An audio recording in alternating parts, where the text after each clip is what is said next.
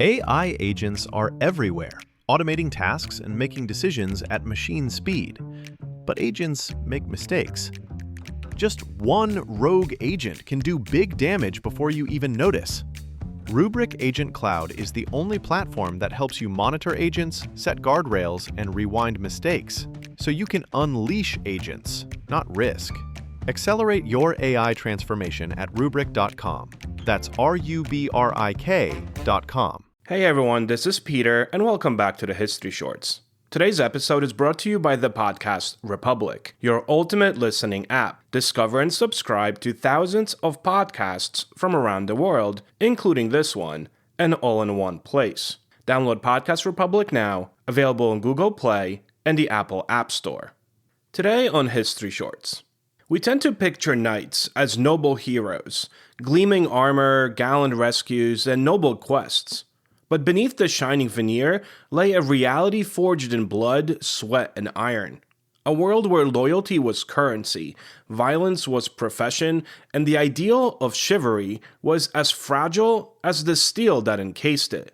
Today on History Shorts, we'll explore what it truly meant to become a knight in the Middle Ages, the long path from page to squire to warrior, and how this centuries-old institution shaped not only medieval warfare, but the very ideals of Western honor and identity. Yesterday, December 7th, 1941. It's one small step for man, one giant leap for mankind. Mr. Gorbachev, tear down this wall. The story of knighthood begins not in the royal courts or any grand tournaments, but actually in chaos. In the 9th century, after the collapse of Charlemagne's Carolingian Empire, Europe fractured. Viking raids from the north, Saracen incursions from the south, and internal wars between rival lords left the continent in near constant turmoil. In that storm of violence, the mounted warrior, fast, heavily armed, and fiercely loyal, became quite indispensable. These horsemen, who could strike swiftly and retreat before any foot soldiers could respond, transformed warfare. But to afford a war horse, armor and weapons required immense wealth. So the men who rode into battle were often the sons of nobility, landowners who owed their lord not only allegiance, but armed service. They became known as miles in Latin, or soldiers, but in the Germanic tongues of the north, a different word appeared, knecht, in German. It meant servant, and in that simple word lay the paradox of knighthood. A knight was both a warrior of power, but really a servant of another's will. Over time, those warriors who survived battle and proved loyal were rewarded with land, or fiefs, to sustain their status. By the 11th century, this web of loyalty, land, and military service had crystallized into the feudal system, a hierarchy with the knight at its armored core. But one did not simply become a knight. It was a lifelong transformation, equal parts training, ritual, and endurance. So let's get to it. A boy destined for knighthood began his path quite early. At around age 7, he was sent away from his family home to live in the castle of a noble lord. There, as a page, he learned the fundamentals of courtly life: good manners, music, writing, reading, and the basics of arms. Pages attended to the ladies of the household, served meals, and watched how men of rank conducted themselves. It was a childhood both privileged and punishing, one that drilled discipline and obedience. By 14, the boy became a squire, assigned directly to a knight. His duties were physical and grueling, caring for armor, sharpening weapons, feeding horses, and accompanying his master into battle. Squires practiced the arts of war daily, jousting with wooden lances, sparring with blunted swords, learning to wear armor until it felt like second skin. In time, they learned the strategy behind the spectacle, how to lead troops, protect a banner, and fight not for glory, but for survival. And then came the defining moment. the dubbing ceremony. Before dawn, the squire bathed, symbolizing purification. He dressed in white to represent purity, red for courage, and black for death, reminders of the virtues and the cost of knighthood. After a night spent in prayer beside his arms, he then knelt before his lord or king, who touched his shoulders with a sword and declared him Sir Knight. It was both a religious and military initiation, a fusion of faith and duty. The knight's sword was often blessed, and his armor anointed, and his life henceforth bound by sacred oath to defend the church, to protect the weak, and to serve his lord with loyalty unto death. That was the ideal, at least. The true life of a knight was far from romantic. Most spend their careers fighting in small-scale feudal wars, suppressing rebellions, or defending frontiers.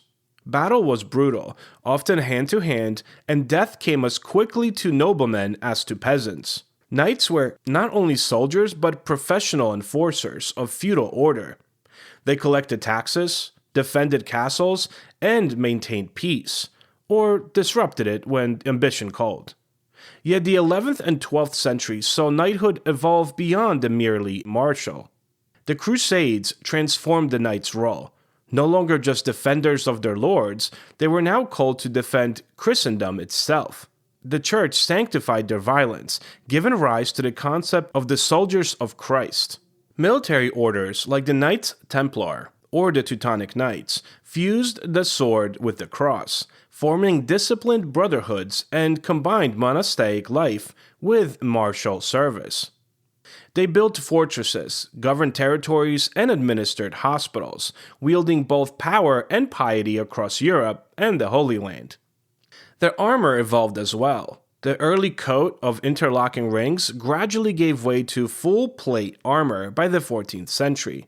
Each suit was a marvel of craftsmanship, tailored to fit its wearer perfectly and costing the equivalent of a small estate.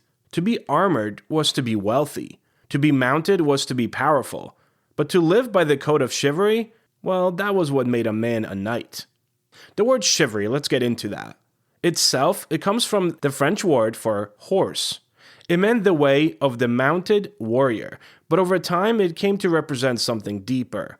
Chivalry was both an ethical and social code, blending martial duty and moral ideals, namely courage, loyalty, courtesy, and the protection of women and the weak. In practice, these ideals were aspirations more than universal. Medieval chronicles are full of knights who plundered towns, burned villages, and betrayed lords. Yet in the literature and romances of England, the knight became something mythic, noble, pure, and just. Many writers from the time gave us the legends of Lancelot and King Arthur, figures who embodied what real knights rarely achieved, that is, honor unsullied by greed or pride. Still, the ideal mattered. It restrained, if not eliminated, the worst excess of feudal violence. A true knight was to be as courteous in court as he was fearless in battle, a warrior who served something higher than himself. Now, when not fighting real wars, knights competed in mock ones. By the 12th century, tournaments had become a central feature of knightly culture. What began as rough, chaotic, soon evolved into organized displays of skill. The joust, two armored riders charging at one another with lances, became both sport and spectacle. Victorious knights won fame, fortune, and even marriage prospects. It was dangerous. Bones were broken, necks snapped, but it was also deeply political. Nobles displayed their wealth and valor. Alliances were forged in the stands. To be recognized on the field, knights adopted distinctive colors, animals, and symbols displayed on their shields and banners. These coats of arms were visual resumes, you might say. Family history rendered in color and steel, proclaiming lineage and loyalty to all who looked upon them. These symbols made knighthood not just a profession, but really a language, one that could be read across battlefields and centuries, where people would recognize these particular emblems or coats of arms. By the 14th and 15th centuries, the world of knights was changing. New technologies, namely the longbow, the crossbow, and finally gunpowder, shattered the supremacy of armored cavalry. At Crécy and Agincourt, English archers mowed down French knights by the thousands, showing that valor and armor were no match for range and firepower. As King built standing armies, they no longer really needed the private soldiers or knights of feudal lords.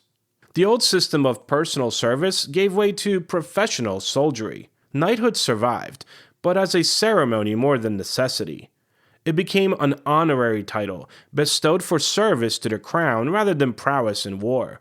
The knight who once lived and died by the sword now sat at court, a gentleman rather than a warrior. Yet the myth of the knight endured, reimagined in poetry, art, and even politics as the embodiment of virtue and honor. The chivalry orders, like the Order of the Garter in England or the Order of the Golden Fleece in Burgundy, preserved the knight's ideals long after his armor was obsolete. Even today, knighthood remains a word of distinction, proof that though the battlefield was changed, the idea of noble service itself still commands respect. So, becoming a knight was never simply about the armor or the sword. It was about identity, the making of a man bound by oath and ideal, striving to reconcile the brutal realities of power with the higher call of honor. Hopefully today's episode has inspired you to seek out and learn more about the subject. For answers to questions, sources for today's episode, to leave a comment, or check out upcoming guest announcements, visit www.historyshortspodcast.com or look for History Shorts Podcast on Facebook and X. Stay curious, and I will talk to you all tomorrow.